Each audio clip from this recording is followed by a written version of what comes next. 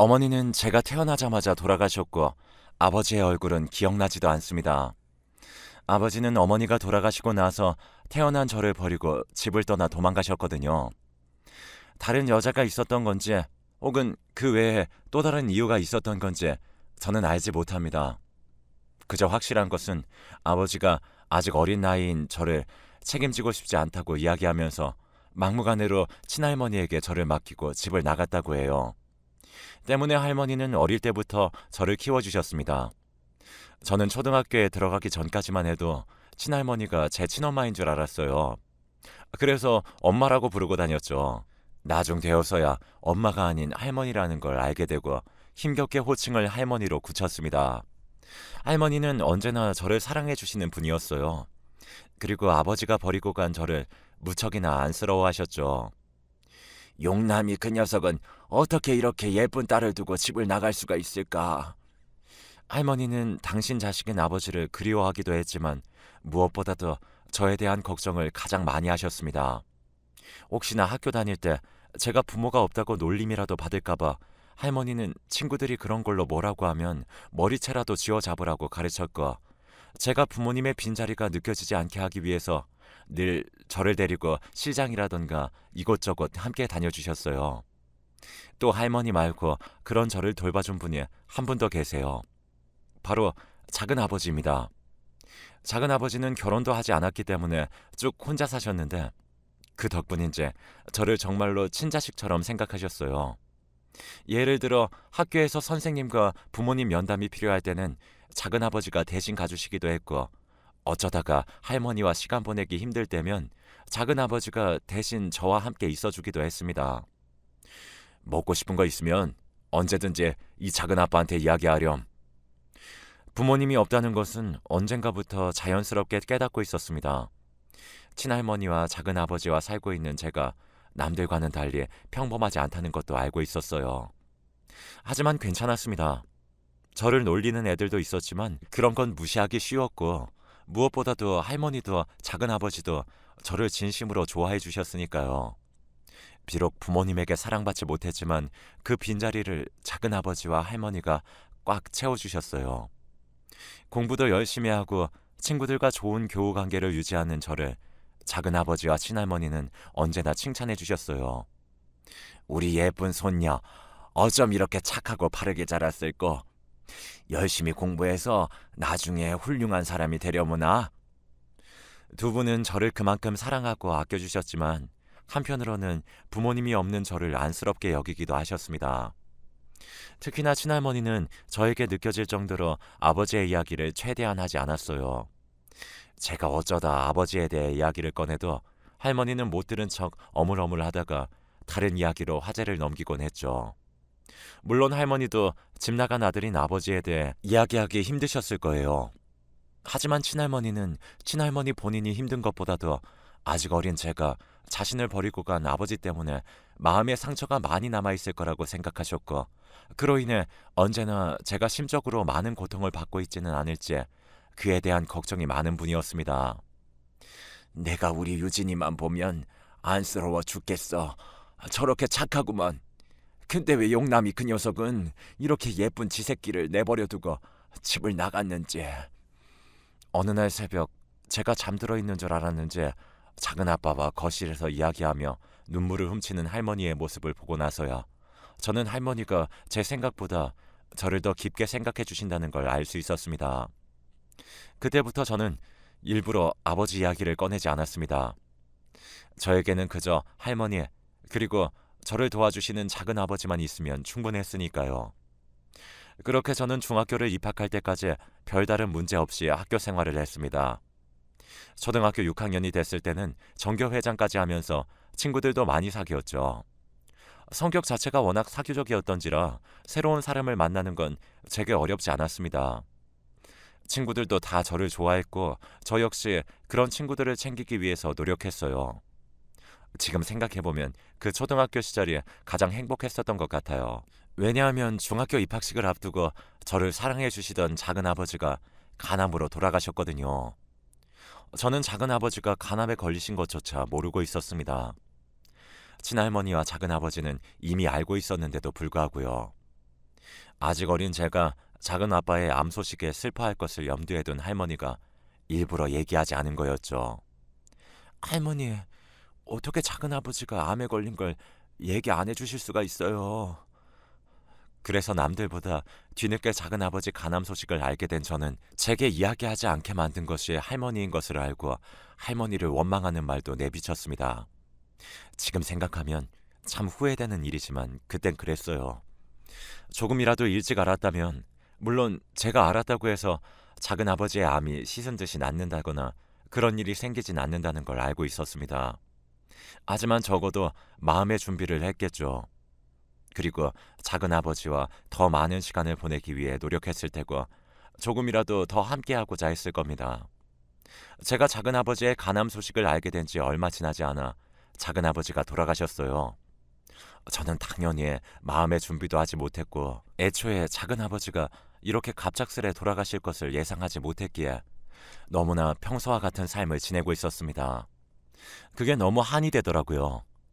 만약에 작은 아버지가 빨리 돌아가실 수 있다는 걸 알았다면 저는 학교가 끝나면 친구들이랑도 놀지 않고 재빠르게 집에 와서 작은 아버지랑 이야기라도 한마디 더 나눴을 겁니다. 그런 후회와 원망 때문에 작은 아버지가 돌아가시고 한동안은 일부러 할머니와 대화조차 하지 않았어요. 물론 얼마 안 가서 이렇게 행동하는 게 올바르지 못하다는 것을 알았고 할머니께 죄송하다고 용서를 구했죠. 괜찮다. 내가 우리 손녀 마음 하나 모르고 그게 너에게 더 좋은 길인 줄 알고 숨겼던 게 미안하지. 네가 나한테 사과할 거 없어. 그리고 그런 저를 끌어안으시면서 할머니는 도리어 제게 사과했습니다. 작은 아버지의 죽음을 계기로 원래도 가까웠던 저와 할머니의 사이는 더욱더 돈독해졌어요. 사실상 저희가 생활하는 것은 원래 작은 아버지가 벌어오시는 돈으로 생활비를 충당했기 때문에 당장 작은 아빠가 계시지 않는 지금은 할머니가 생계 유지를 위해 일을 하셨습니다. 그래서 할머니는 다른 집안일을 도우면서 돈을 벌었어요. 그리고 본인은 먹을 것도 아끼고 입을 것도 아끼면서 저에게는 늘 새 옷을 사주려고 노력하셨고 밥도 맛있는 반찬들로만 차려주려고 하셨습니다. 겨우 중학생밖에 되지 않았던 저였지만 할머니가 저를 위해서 얼마나 많이 노력하고 계시는지 알았어요. 현실적으로 제가 할 수 있는 것은 공부밖에 없다고 생각했기 때문에 저는 좋은 성적으로 할머니가 저를 위해 노력하는 모습에 보답하고자 했습니다. 작은 아버지가 돌아가시고는 고모들이 가끔씩 찾아오시긴 했어요. 고모들은 부모 없이 할머니와 단둘이 사는 제가 안쓰러웠는지 집에 오실 때면 가끔씩 용돈도 지어주셨고 저를 데리고 유원지 같은 곳에 가주시기도 했습니다. 사실상 친척들이 아니었다면 아무리 할머니가 저와 함께 살려고 했어도 많이 어려웠을 거예요. 하지만 작은 아빠를 비롯해 고모들이 친할머니와 저를 조금씩이라도 챙겨줬기 때문에 이래저래 힘든 상황 속에서도 버텨나갈 수 있었죠. 저는 고모들도 너무 좋아했습니다. 특히나 큰 고모는 만약에 제게 어머니가 살아있었다면 이런 느낌이지 않을까라는 생각이 들 정도로 다정하신 분이었어요. 저희 집에 가장 자주 와주셨고 저를 가장 많이 도와주신 분입니다. 물론 그렇다고는 해도 제게는 친할머니가 최고였죠. 저는 할머니가 아니었다면 분명 어디 고아원에서 지금보다 훨씬 더 불우하게 자랐을 테니까요. 저는 학교에서 돌아오면 집에서 가볍게 밥을 차려 먹은 다음 할머니가 일하고 계시는 밭으로 갔습니다. 그래서 시간이 될 때면 할머니를 도와서 함께 일했어요. 아이고 힘든데 네가 왜 나와서 일을 해? 가서 집에서 쉬고 있어. 할머니는 아직 어린 제가 본인을 도와 밭일을 한다는 게 마땅치 않은지 제가 일을 하려고 하면 얼른 집에 들어가서 쉬라고 하셨지만 저는 그럴수록 오히려 더 할머니 밭에 붙어 있었습니다. 할머니는 힘든 몸을 이끌고 어떻게든 돈 벌려고 일하고 계시는데 저 혼자 집에서 쉬고 싶지가 않았어요. 그리고 내심 걱정도 됐습니다. 작은 아버지가 갑작스레 돌아가시는 상황을 경험해 본 저는 할머니 역시 예고 없이 저를 언제든지 떠날 수 있다는 그런 두려움에 휩싸여 있었던 것 같아요. 할머니는 연로하시고 몸이 약하시니까 내가 일을 도와야 돼. 밭일을 해보신 분들은 알겠지만 그게 절대 쉬운 게 아닙니다. 우리가 초등학교 때 농장으로 일일 체험 같은 걸 가도 겨우 몇 시간 일하는 것만으로도 온몸이 부서질 것 같고 체력이 쭉 빠지는데 돈을 벌기 위해서 생업으로 밭일을 하는 건 정말 비교도 안 되거든요. 특히나 할머니 나이대 분들이 밭일을 한다는 건 사실상 무척이나 어려운 일이었습니다. 저는 할머니가 그런 일을 하다가 갑자기 건강이 안 좋아지셔서 혹시나 나쁜 일이라도 생길까봐 무서웠어요. 하지만 다행스럽게도 할머니는 제가 성인이 될 때까지 별다른 문제 없이 건강하게 살아 계셨습니다. 저는 그게 너무나 감사했어요. 할머니가 걱정하실까봐 티는 안 냈지만 저는 병원 치료가 필요할 정도의 불안감을 안고 살았거든요. 할머니는 내게 남은 유일한 가족인데 할머니까지 떠나면 난 어떻게 해야 할까? 아직 할머니가 크게 아프시거나 한 것도 아닌데 자꾸 밤이 되면 할머니가 병이 생기거나 갑자기 돌아가시는 상상을 했어요. 그러면 그게 꼭 진짜 같아서 매일같이 눈물을 흘리면서 밤을 보냈죠. 그때는 그게 병적으로 문제가 있는 건 줄도 몰랐습니다. 나중에 성인이 되어서 알았어요. 그때 제가 약을 먹고 치료를 받아야 할 정도로 정신적인 건강이 그리 좋지 않았다는 것을요. 하지만 제가 이렇게 홀로 힘든 것들을 견디는 사이 할머니도 저 모르게 안 좋은 일을 겪으셨다는 것을 저는 어른이 되어서야 알았습니다. 너도 이제 어른이니까 이런 얘기는 해줘도 되겠지. 어느 날처럼 저희 집을 찾아온 고모가 해주신 말씀이었어요. 평소에 고모들은 집에 오면 반찬을 싸가지고 와서 냉장고에 넣어주거나 제게 용돈을 주고 가벼운 대화를 하다 집에 가셨는데 그날따라 고모가 진지하게 분위기를 잡으시더라고요. 그런데 이야기를 들어보니 제가 학생 때 학교에 가면 일부러 그 시간을 맞춰서 온 건지 아니면 그냥 왔는지 마침 제가 없었던 건진 몰라도 저를 버리고 갔던 아버지가 주기적으로 할머니를 찾아왔다고 합니다. 제가 고등학생이 되었을 때부터 말이죠. 네가 여길 어디라고 와! 썩 나가! 아들인 아버지를 그리워하던 할머니였지만 아버지가 몇 년 이상 돌아오지 않자 할머니 역시 아버지에 대한 기대를 놓고 있는 상황이었습니다. 그래서 갑작스레 집에 찾아온 아버지를 반기지 않고 오히려 내치려고 했죠. 그러나 아버지는 뻔뻔했습니다. 차라리 그때라도 할머니가 원하시는 대로 내 딸을 돌보려고 왔다는 식으로만 말을 했어도 아마 할머니는 마음이 약하셔서 금방 아버지를 용서하셨을 거예요. 하지만 아버지는 그때도 딸인 저는 안중에도 없었죠. 아버지가 그렇게 갑자기 할머니를 찾아간 이유는 돈 때문이었어요. 저를 버려놓고 밖에서 생활한 아버지는 도박과 술에 빠져 있었다고 합니다. 그런데 처음에는 가벼운 몇백만 원의 빚으로 시작했던 도박이 점점 몸집을 불려서 수천만 원으로 불어나게 되었고 도저히 자기 힘으로 빚을 갚을 수 없다는 생각이 들었던 아버지는 할머니를 찾아왔어요. 나는 돈 줄 때까지 안 나가니까 그런 줄 아셔. 그리고 할머니가 단돈 몇만 원이라도 줄 때까지 나가지 않고 집안에서 뻐겼다고 합니다. 고모도 그 사실을 굉장히 우연히 알게 되었다고 했어요. 할머니가 잘 지내고 계신지 궁금해서 집에 한번 들렀는데 마침 아버지가 할머니한테 배짱 부리는 장면을 본 거였죠. 고모는 그 길로 불호령을 내리며 아버지를 쫓아냈고 할머니에게 이런 일이 처음이었는지 아니면 이전에도 자주 찾아왔는지 닥달하면서 알아낸 거였습니다. 저는 그런 이야기를 듣고 나서 할머니를 많이 걱정했습니다. 분명 할머니가 심적으로 많이 힘드셨을 테니까요. 그러나 할머니는 꿋꿋이 이겨냈습니다. 저에게 아무런 티도 내지 않고요. 그렇게 할머니는 제가 결혼할 때까지 제 곁에서 함께 계셔 주셨어요. 그러나 제가 결혼할 때에는 이미 할머니도 더 많이 나이를 먹은 상태였고 그로 인해 할머니는 혼자서 걸어 다니기도 힘들 정도로 몸이 안 좋아지셨죠. 결국 오랜 시간 병원에 입원해서 신세를 져야 할 정도였죠. 할머니가 병원에 입원해 계시던 때 저는 정말 바쁜 날을 제외하고는 매일같이 할머니가 있는 병실을 찾았습니다. 할머니, 오늘은 어때요? 괜찮아요? 언제나 걱정스러운 얼굴을 하고 할머니를 부르면 할머니는 초췌한 얼굴을 하고서도 늘 저를 보고 웃어주시면서 나는 괜찮다, 안 아파 라며 저를 달래주셨습니다. 물론 할머니 말이 진실이 아니라는 건 알고 있었어요. 할머니는 하루가 다르게 생명의 빛이 꺼져가는 듯 점점 야위어갔고 언젠가부터 깨어있는 시간보다 주무시고 계시는 시간이 더 많았거든요. 할머니가 아프시고부터 고모가 꾸준히 간병하긴 했지만 이미 할머니의 체력은 다시 건강해지기에는 너무 많이 약해진 상황이었고, 그렇게 저는 의사로부터 마음의 준비를 하는 것이 좋다는 이야기를 들었습니다. 언젠가 할머니가 돌아가실 거란 걸 모르는 건 아닙니다. 하지만 제 유일한 가족이라고 할 수 있는 할머니인 만큼 욕심이지만 할머니가 더 제 곁에서 오랫동안 함께 살아주시기 바랐어요. 마음 같아서는 제 수명을 나눠드리고 싶을 정도였습니다. 할머니가 더 아프지 않으셨으면 좋겠다. 할머니가 다시 건강해질 순 없을까? 매일같이 할머니 생각에 잠을 이루기가 힘들 정도였죠. 그러던 어느 날 고모가 다급하게 제게 연락을 했어요. 최대한 빨리 병원에 와달라는 이야기였죠. 저는 할머니에게 무슨 일이라도 생긴 줄 알고 황급히 택시를 타고 할머니가 계신 병원으로 향했습니다. 병실에 들어가니 할머니는 평소와 같이 눈을 감고 주무시고 계셨고, 주변을 둘러보니 할머니가 돌아가신 것 같은 느낌은 아니었어요.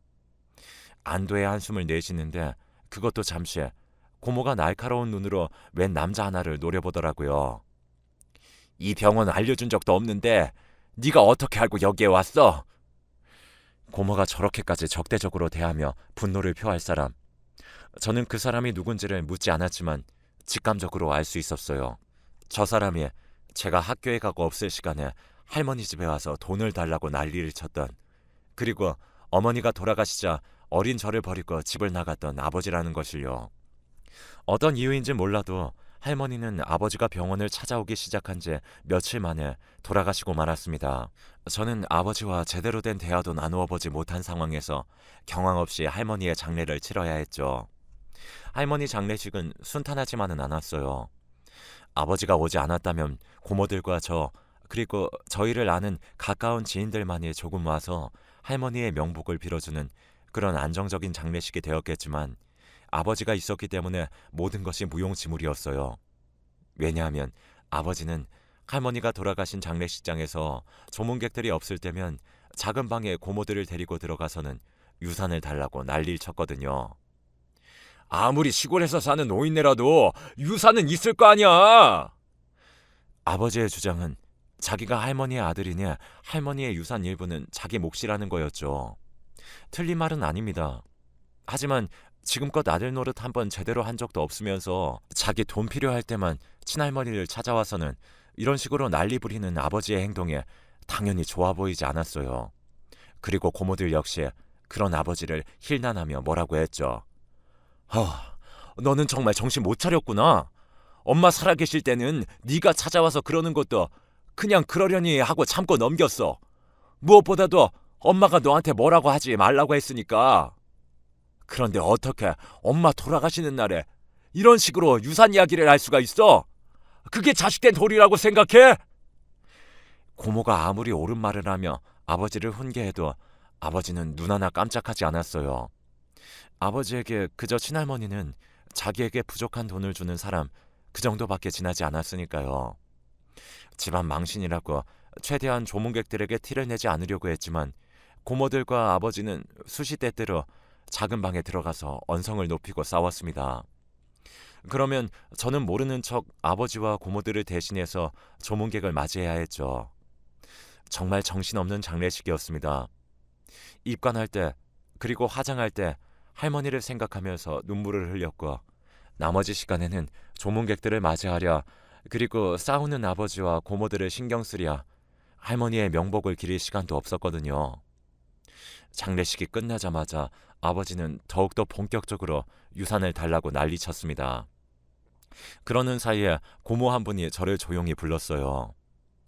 너희 할머니가 이런 날을 미리 예견하셨나 보다.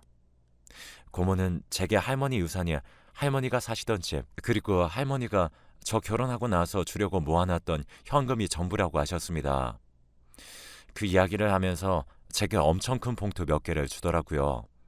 그 봉투에는 1억 3천만 원이 모두 현금으로 담겨 있었습니다. 저는 생각보다 너무 큰 돈에 깜짝 놀랐어요. 할머니랑 오래 살아왔기에 알지만 할머니는 그렇게 형편이 좋으신 편도 아니었고, 언제나 한 푼, 두 푼 아껴야 할 정도로 그렇게 집안 사정이 넉넉하지 않았는데 어떻게 이렇게 큰 돈이 있을 수 있는지 의문이 들었죠. 여기에는 할머니가 살던 집을 판 돈도 같이 있어. 할머니는 본인 돌아가시면 너희 아빠가 이런 식으로 나올 걸 알고서 미리 널 위해서 집도 팔아두신 모양이더라고. 할머니는 아버지의 성격을 그 누구보다도 잘 알고 계신 분이었습니다. 부모였으니까요. 할머니는 본인의 아들이라고는 하지만 저를 버리고 혼자 홀랑 떠나서는 돈 필요할 때만 집에 돌아오고 하는 아버지의 행태를 그냥 두고 봐서는 안 된다고 생각하셨다고 합니다. 그래서 본인이 갖고 있는 모든 유산을 오로지 저에게만 물려주기 위해 미리부터 준비를 하셨던 거였죠. 그리고 5년 전부터는 할머니가 조금씩 남는 여윳돈이 있으면 무조건 고모에게 다 보냈다고 합니다. 본인이 통장에 갖고 있으면 혹시나 돈에 미친 아버지가 무슨 짓이라도 해서 통장째로 가져갈 수도 있기 때문에 그런 상황을 방지하고자 고모에게 맡겨두시고 나중에 나 죽으면 꼭 우리 손녀한테 다 넘겨줘 라고 신신당부를 하셨다고 하더라고요. 그 말을 들으니 눈물이 펑펑 났습니다. 저는 할머니가 제게 유산 한 푼 안 남겨주셨다고 해도 매일같이 눈물을 흘리며 할머니를 그리워했을 겁니다. 할머니가 그동안 저를 보살펴 주신 걸 생각하면 오히려 제가 큰 돈을 들여도 모자라는 상황이었으니까요. 하지만 할머니는 손녀인 저를 위해서 먼 미래까지 내다보며 이렇게 미리미리 준비를 해두셨다는 게 너무 감격스러웠어요. 게다가 2천만 원가량 나오는 보험까지도 할머니가 돌아가셨을 때 그 보험금을 받는 사람을 저로 돌려놔서 정말 말 그대로 할머니가 돌아가시면서 생긴 재산들이 전부 다 제 소유가 되었습니다. 저는 내심 고모들이 신경 쓰였어요. 왜냐하면 현실적으로 봤을 때 저는 손녀고 유산 상속은 아무래도 자녀가 1순위니까요. 하지만 어지간한 돈은 할머니가 고모들을 통해서 이미 증여 아닌 증여를 해두었기 때문에 할머니 유산으로 잡히지가 않아서 저에게 넘겨주기가 쉽게 됐고 무엇보다도 고모 두 분이 모두 금전적으로 욕심이 없는 분들이셨습니다. 아주 넉넉하지는 않은 형편이었지만 늘 제가 힘들게 살아왔다는 걸 알고 계셨고 그래서 할머니가 저를 위해 준비한 돈인 만큼 오로지 제가 가지고 써야 한다고 하시며 한 푼도 남기지 않고 전부 저에게 넘겨주셨어요. 할머니는 본인 유산이 모두 너한테 가기를 원했으니까 우리 생각은 하지 않아도 된다. 우리도 네가 할머니 유산을 전부 가져갔으면 해. 만약에 할머니가 미리 손을 보지 않았다면 아버지도 자식인 만큼 분명히 일정 부분이 넘어갔을 겁니다. 하지만 할머니가 미리 대비를 해두신 덕분에 저는 아무 문제 없이 할머니의 모든 재산을 받을 수가 있었어요. 지금도 가끔씩 할머니 생각이 납니다. 사실 이런 돈 없어도 좋으니까 할머니가 다시 살아서 제 곁에 계셨으면 좋겠어요. 평생 그런 일이 일어나지 않을 거라는 건 알지만요.